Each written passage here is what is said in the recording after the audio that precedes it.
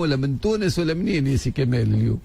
كما تحب على كل حال اليوم حدث ماهوش فقط فلسطيني ماهوش كنت اقليمي ولكن عالمي، والدليل انه الرئيس الامريكي نفسه وصلنا العهد انه الرئيس الامريكي عمل عده تصريحات على الوثيقه اللي باش ترجعها لهم حماس، وامس قال له المقاومه رجعت لنا الوثيقه وقراها وقال ما نحبش نعلق عليها، ووزير الخارجيه في المنطقه. فالمقاومه الفلسطينيه فرضت اجندتها ورجعت وثيقه، واليوم وقع الكشف عنها كامله البارح تسريبات ثم فيها مؤشرات إيجابية على 3 مراحل. طيب باش نرجع للمراحل وإرجاع ملف القدس والوثيقة نتاع حماس والشروط اللي قدمتها حماس فيما يخص الصفقة، وباش نحكيو زاد على العالم والتطورات اللي قاعدة تصير في دول العالم والتفاعلات كلها. الحقيقة يبدو أنه 7 أكتوبر عملية طوفان الأقصى لم تمثل فقط منعرج للقضية الفلسطينية، ولكن منعرج على ما يبدو للتشكل العالمي اللي قاعد يصير.